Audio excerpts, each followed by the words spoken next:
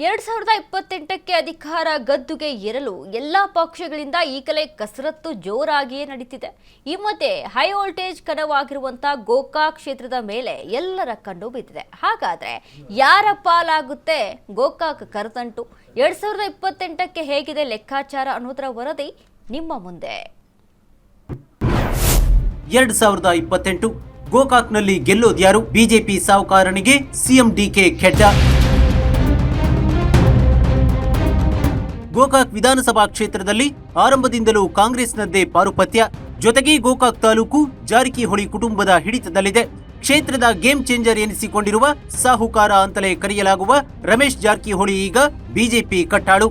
ಈ ಕಟ್ಟಾಳುವಿನ ಕೇಸರಿ ಕೋಟೆ ಭೇದಿಸಲು ಸಿಎಂ ಡಿಕೆ ಮಾಸ್ಟರ್ ಪ್ಲಾನ್ ಒಂದನ್ನ ಮಾಡ್ತಿದ್ದಾರಂತೆ. ಪಾರಂಪರಿಕವಾಗಿ ಬಿಜೆಪಿ ಮನೆಯಾಗಿರುವ ಗೋಕಾಕ್ ಕ್ಷೇತ್ರವನ್ನ ಕಾಂಗ್ರೆಸ್ ತೆಕ್ಕೆಗೆ ಪಡೆಯಲು ಈಗಿನಿಂದಾನೇ ಶಿವ ಸರ್ಕಾರ ಕಸರತ್ತೊಂದನ್ನ ನಡೆಸುತ್ತಿದೆ. ಆದರೆ ಬಿಜೆಪಿಯ ಅಭೇದ್ಯ ಕೋಟೆಯನ್ನ ಭೇದಿಸೋದು ಅಷ್ಟೊಂದು ಸುಲಭವಲ್ಲ ಅನ್ನೋ ಮಾತುಗಳು ಸಹ ಕೇಳಿ ಬರೋಕೆ ಶುರುವಾಗಿದೆ.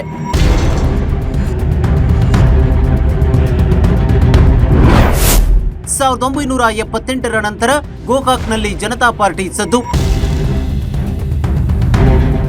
ಬೆಳಗಾವಿ ಜಿಲ್ಲೆಯ ಗೋಕಾಕ್ ಕ್ಷೇತ್ರವು ಆರಂಭಿಕ ದಶಕಗಳಲ್ಲಿ ಕಾಂಗ್ರೆಸ್ನ ಭದ್ರಕೋಟೆಯಾಗಿತ್ತು. ಪಕ್ಷದ ಅಭ್ಯರ್ಥಿಗಳು ನಿರಂತರವಾಗಿ ಗೆಲುವು ಸಾಧಿಸುತ್ತಾ ಬಂದಿದ್ರು. ಪ್ರಮುಖ ನಾಯಕತ್ವ ಈ ಕ್ಷೇತ್ರದಲ್ಲಿ ದಿವಂಗತ ಶಾಸಕ ಎಲ್.ಐ. ಪಾಟೀಲ್ ಪ್ರಭಾವಿ ನಾಯಕರಾಗಿದ್ರು.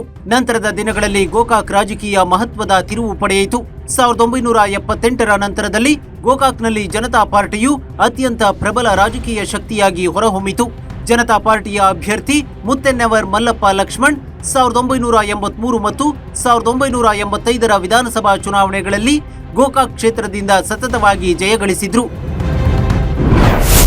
ಗೋಕಾಕ್ ಕ್ಷೇತ್ರದಲ್ಲಿ ಜನತಾದಳ ಕಾಂಗ್ರೆಸ್ ಆಟ. 2023ರ ಕರ್ನಾಟಕ ವಿಧಾನಸಭಾ ಚುನಾವಣೆಯ ವೇಳೆ ಗೋಕಾಕ್ನಲ್ಲಿ ಕಾಂಗ್ರೆಸ್ ಮತ್ತು ಜೆಡಿಎಸ್ ನಡುವೆ ಮಹತ್ವದ ರಾಜಕೀಯ ಬೆಳವಣಿಗೆ ನಡೆಯಿತು. ಅಂದು ಜೆಡಿಎಸ್ ಅಭ್ಯರ್ಥಿಯಾಗಿ ಕಣಕ್ಕಿಳಿದಿದ್ದ ಚಂದನ್ ಗಿಡ್ಡನವರ್ ಕೊನೆಯ ಕ್ಷಣದಲ್ಲಿ ತಮ್ಮ ನಾಮಪತ್ರ ವಾಪಸ್ ಪಡೆದುಕೊಂಡು ಕಾಂಗ್ರೆಸ್ಗೆ ಬೆಂಬಲ ಸೂಚಿಸಿದ್ರು. ಇದು ರಾಜ್ಯ ರಾಜಕೀಯದಲ್ಲಿ ತೀವ್ರ ಸಂಚಲನ ಸೃಷ್ಟಿ ಮಾಡಿತು. ಕೈಯಿಂದ ಬಿಜೆಪಿ ಬಾಯಿಗೆ ಬಿದ್ದ ಕರದಂಟು. ಅಂದು ಗೋಕಾಕ್ ಕ್ಷೇತ್ರವನ್ನ ಕಾಂಗ್ರೆಸ್ನ ಭದ್ರಕೋಟೆ ಎಂದೇ ಹೇಳಲಾಗ್ತಿತ್ತು. ಆದರೆ ಸಾಹುಕಾರ ರಮೇಶ್ ಜಾರಕಿಹೊಳಿ ಬಿಜೆಪಿ ಸೇರಿದಾಗ ಈ ಕ್ಷೇತ್ರ ಕಾಂಗ್ರೆಸ್ ತಟ್ಟೆಯಿಂದ ಬಿಜೆಪಿ ಬಾಯಿಗೆ ಬಿದ್ದೋಯ್ತು. 2019ರ ರಾಜಕೀಯ ವಿದ್ಯಮಾನಗಳಲ್ಲಿ ಅಂದರೆ ಆಪರೇಷನ್ ಕಮಲ ಮೂಲಕ ಇತರ ಶಾಸಕರೊಂದಿಗೆ ಜಾರಕಿಹೊಳಿ ರಾಜೀನಾಮೆ ನೀಡಿ ಬಿಜೆಪಿಯ ತೆಕ್ಕೆಗೆ ಜಾರಿದ್ರು. 2019ರ ಡಿಸೆಂಬರ್ನಲ್ಲಿ ನಡೆದ ಗೋಕಾಕ್ ವಿಧಾನಸಭಾ ಉಪಚುನಾವಣೆಯಲ್ಲಿ ಬಿಜೆಪಿ ಅಭ್ಯರ್ಥಿ ರಮೇಶ್ ಜಾರಕಿಹೊಳಿ ಭರ್ಜರಿ ಜಯಗಳಿಸಿದ್ರು. ತಮ್ಮ ಸೋದರ ಕಾಂಗ್ರೆಸ್ ಅಭ್ಯರ್ಥಿ ಲಖನ್ ಜಾರಕಿಹೊಳಿ ವಿರುದ್ಧ 29,006 ಮತಗಳ ಅಂತರದಿಂದ ಗೆಲುವು ಸಾಧಿಸಿದ್ರು. ಈ ಮೂಲಕ ಕಾಂಗ್ರೆಸ್ ಮನೆಯಾಗಿದ್ದ ಗೋಕಾಕ್ ಕಮಲ ಪಡೆ ಪಾಲಾಗಿತ್ತು. 2028ರಲ್ಲೂ ಕಮಲಕಲಿ ಪಾಲಾಗುತ್ತಾ ಗೋಕಾಕ್? ರಮೇಶ್ಗೆ ಸೋಲಿನ ರುಚಿ ತೋರಿಸ್ತಾರಾ ಡಿಕೆ? ಎಸ್, ಇದೀಗ ರಾಜ್ಯ ರಾಜಕಾರಣ ಮೊದಲಿನಂತಿಲ್ಲ, ಸಂಪೂರ್ಣವಾಗಿ ಹೊಸ ಆಯಾಮವನ್ನೇ ಪಡೆದುಕೊಂಡಿದೆ.